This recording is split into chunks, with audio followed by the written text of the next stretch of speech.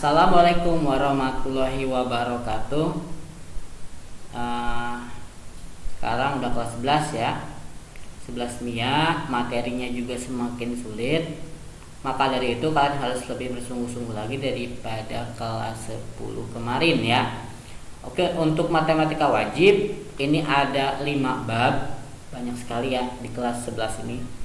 Ada induksi matematika, ada program linear 2 variabel, ada matriks, operasi matriks, ada determinan dan inverse matriks, dan ada transformasi geometrik. Nah, untuk bab pertama yaitu induksi matematika. Nah, induksi matematika ini nanti akan membahas bagaimana caranya menyederhanakan sebuah deret atau sebuah pertidaksamaan, sebuah kesamaan akan disederhanakan dan dibuktikan melalui induksi matematika. Untuk induksi matematika mempunyai 2 kompetensi dasar. Nanti akan ada 2 rata-rata nilai yang akan dimasukkan ke dalam rapor. Yang pertama cuma menjelaskan atau dengan pembuktian. Yang kedua menggunakan metode induksi matematika itu sendiri. Sebelum masuk ke induksi matematika, kita harus paham yang namanya notasi sigma. Karena notasi sigma ini merupakan notasi yang secara tidak langsung meringkas yang namanya operasi dari barisan atau ketidaksamaan atau persamaan, bisa kita ringkas dengan sigma ya. Sigma ini kalau misalkan kita di ini penjumlahan sigma sigma x misalkan, berarti penjumlahan dari x apa ditambah apa gitu ya definisinya, yang harus kalian paham. Kalau delta kan pengurangan, sigma itu penjumlahan ya. Nah, untuk bentuk umum notasi sigma itu seperti ini. Jadi ketika ada sigma yang bergerak, perhatikan kalimat saya, sigma yang bergerak dari I sama dengan 1 menuju N untuk fungsi U1 atau untuk rumus U1 sama dengan penjumlahan dari U1 ditambah U2 ditambah U3 sampai UN ya. Sederhananya, saya punya sigma.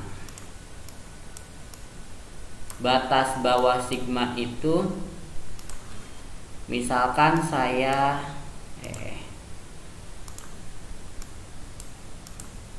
batasi 1, batas atasnya saya batasi 3. Nah, saya punya rumus di sini I. Maka ya, rumus ini artinya fungsi I dari 1 sampai 3 kita jumlahkan. Karena fungsinya hanya I merupakan bilangan bulat ya, maka tinggal kita jumlahkan saja sampai 3 ya. 1 tambah 2 tambah 3 sama dengan oke. Gitu ya. Oh ya, saya mau ngingetin. Ini ketika kalian, ini kan saya nulis hapus ya. Tidak, kalau misalkan pakai alat seperti ini kan tidak bisa bukan tidak bisa, pasti terbawa ketika saya mengeklik next slide. Makanya kalian nanti ketika nulis itu dijeda aja dulu ya, kalau misalkan ada contoh soal seperti ini. Jadi dijeda, dicatat, karena kan ketika saya balik lagi dia ngilang. Notasi sigma ini punya sifat umumnya 7, kadang kalau di perkuliahan lebih ya. Untuk yang pertama, sigma dari I sama dengan 1 menuju N ya. Untuk fungsi U1 sama dengan, berarti di sini akan sama nilainya ketika kita punya J-nya sama dengan 1 sampai N. Artinya ketika kedua fungsi sama-sama batasnya dari 1 sampai N, itu nilainya sama saja ya. Nah, ketika kita punya fungsi, ini rumus sigma ini K, ini kayak, oh iya benar. Ketika kita punya fungsi sigma dari 1 sampai N sama dengan K, seperti tadi ya, itu kita langsung aja kalikan. Misalkan saya punya sigma I sama dengan 3. Di sini I sama dengan yang 3, 1 dong. 1. Di sini misalkan 10. Fungsinya 5, itu sama dengan nilainya 5 dikali 10 sebenarnya. Ya. Ketika punya konstanta di K ini, K ini sampai selanjutnya konstanta ya, dikalikan dengan rumus UI, maka konstantanya bisa kita keluarkan dulu dan UI nya kita hitung sampai N, terus hasil akhirnya dikalikan dengan konstanta tersebut. Sementara itu ketika kita punya dua rumus, dua fungsi, kita bisa selesaikan satu-satu. Dan yang terakhir ketika yang selanjutnya sama ya, ketika I-nya itu menuju C, C itu misalkan sebuah bilangan yang nantinya didefinisikan terlebih dahulu ya. Atau sebuah suatu yang I menuju sesuatu, fungsinya itu I. Nah, dikalikan dengan I-nya C plus 1 menuju N, itu sama dengan dirinya sendiri, karena nanti kan ini cuma pertukaran ya. Tadinya I menuju 1 C, ini I-nya C plus 1 menuju N, sama aja. Jadi nanti akan sama nilainya dengan ketika I sama dengan 1 menuju N, rumusnya itu U1. Nah, ketika I-nya sama dengan 1 menuju N UI tambah I-nya sama dengan 1 min P UI. Nah, ini kan sama aja dengan kita menjumlahkan batas atas dan batas bawahnya ya. Jadi batas bawahnya itu jadi 1 ditambah P, batas atasnya itu N ditambah P. P-nya itu tergantung dari nilai batas bawah dan batas atasnya. Biasanya 1 P itu bisa kita gunakan untuk batas atas dan batas bawah. Nanti berarti nilainya dikurangi dengan P tersebut hasil akhirnya. Nah, ketika sigmanya I-nya menuju K, I-nya sama dengan K menuju M, berarti fungsinya U1, berarti si M ini kita kurangkan dengan K, nilai terakhir dikurangkan dengan nilai awal ditambah dengan 1 ya. Kalau fungsinya nanti berubahnya jadinya ini fungsinya ditambah nilai awal dikurangi 1. Untuk sigmanya ini, sigma batas atas dan batas bawahnya. Jadi sebenarnya basicnya penjumlahan, cuman kalian harus menentukan kalau misalkan penjumlahan misalkan kita akan menjumlahkan bilangan sebuah K misalkan sampai 1000. Nah, kita butuh notasi sigma ini karena gak mungkin menjumlahkan satu-satu. Contoh, belum contoh, rumus dulu. Ini rumus ada 3 rumus yang bisa kita gunakan, tidak perlu dibuktikan lagi. Ini udah jelas ya, nanti kalau mau membuktikan di induksi matematika. Untuk sigma yang bergerak dari 1 sampai N itu dengan rumus K saja bisa kalian buktikan. Ini sama aja ketika kita punya N ya. N ini harusnya, tapi ini di buku sih, harusnya kalau di sini K, di sini K juga ya sebenarnya ya. Kita ganti N aja ya berarti ya.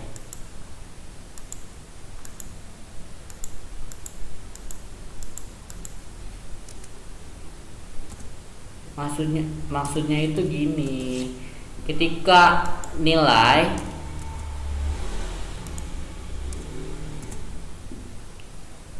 sigma yang mempunyai batas bawah 1 sampai n, berarti ketika n aja sama aja dengan n ditambah n plus 1 per 2. Nah ini kalian ingat-ingat, kalau n kuadrat berarti ini, kalau n pangkat 3 berarti ini.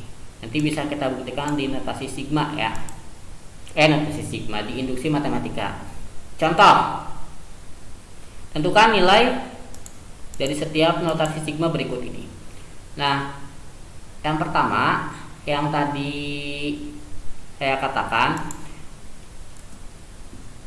untuk sigma yang bergerak dari 1 sampai 9 ketika hanya mempunyai bilangan saja, itu sama aja dengan bilangannya dikalikan batas atasnya. Berarti ini sama dengan nilainya 5 dikali 9 ya, sama dengan 4, 5. Karena di sini dia nggak punya konstan, nggak punya k ya, maka langsung aja, kalau angka aja langsung kali.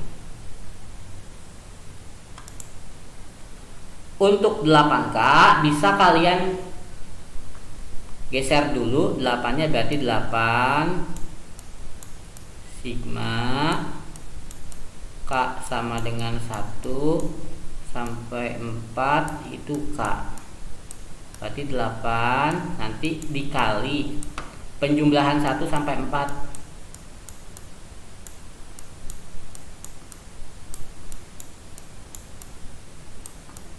3 tambah 3 6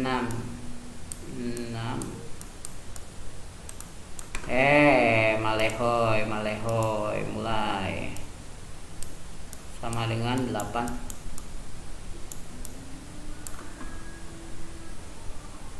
Gitu ya, atau mau satu-satu boleh. 8k artinya 8 dikali 1, 8 kali 1 nanti 8 kali 2. K nya itu berarti K nya kan 1, K nya 2 sampai K nya 4. 8 kali 3 tambah 8 kali 4. Ini kan sama, 8 tambah 16 tambah 24 tambah 3, 2, sama-sama 80 kan. Sama aja, tergantung kalian mau nyamannya mau yang mana. Gimana kalau ini? Sama, kita keluarkan dulu aja enaknya 7-nya. Berarti di sini 3, di sini K sama dengan 1, di sini 7, malehoy lagi. 7K tambah 1 berarti 1 tambah 1. Itu ya, paham ya? K nya itu bergeraknya dari 1 sampai 3. 1 tambah 1, 1 ditambah 1 tambah 2 ditambah 1 sampai tambah 3.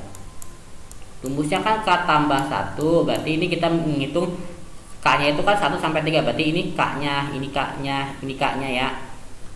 Cuman saya dibalik aja, ini kan K nya nih, yang ini K nya, ini K nya, ini K nya, ini K nya ya. K nya kan dari 1 sampai 3, berarti kita ganti aja rumusnya, K tambah 1, K tambah 2, K tambah 3. Sebenarnya kan tadi saya kebalik ini, tapi sama aja karena kan kalau penjumlahan kan komutatif. 7 1 tambah 1 itu 2. 2 tambah 3 tambah 4 itu 9. 9 kali 7 berapa sih? 63 ya.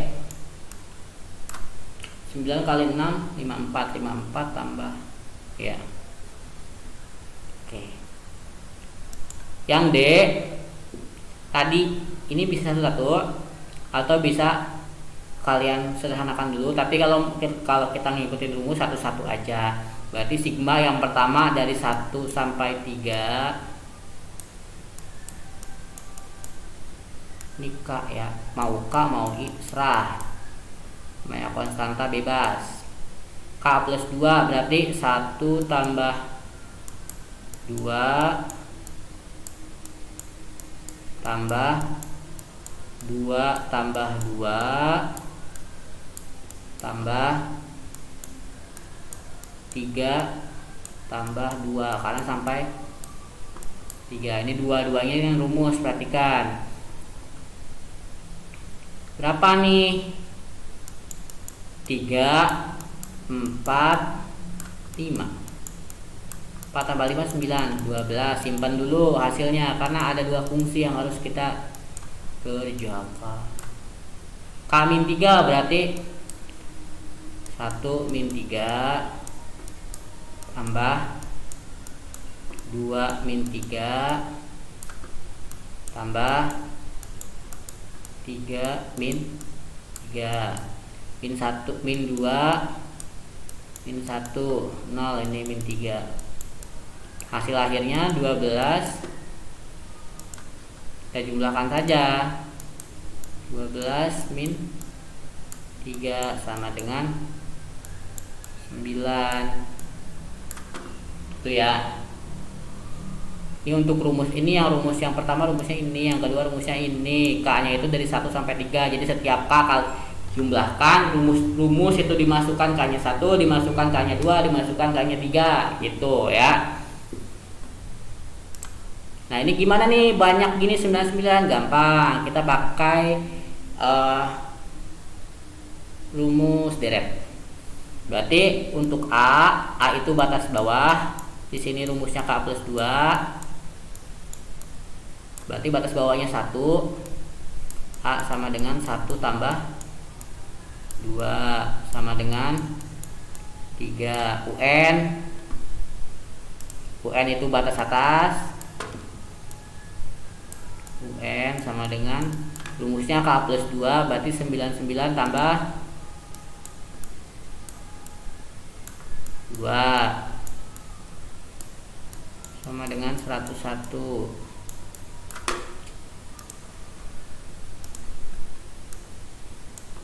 Rumus deret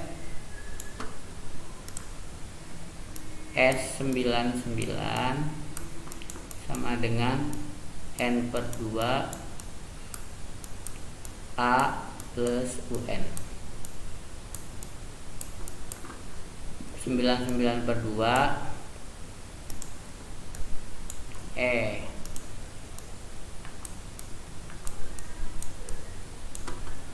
104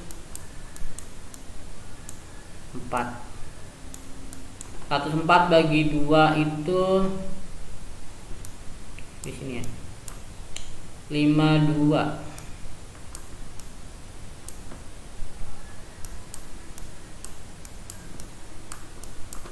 Berapa sih? Perlu 4992. Koreksi kalau salah. Ya. Oke kan? Jadi kalian cari A dulu pakai fungsi ini, dimasukkan 1. Kalian cari UN pakai fungsi ini, dimasukkan 99. Sisanya pakai rumus, bukan sisanya, endingnya pakai rumus ini ya. Ini 4, ada yang nulis 1 lagi. Oke, latihan 5 soal ya. Deadline today. No. Saya sekarang no yesterday, no tomorrow. Bukan yesterday kemarin. No tomorrow ya, today 12 no.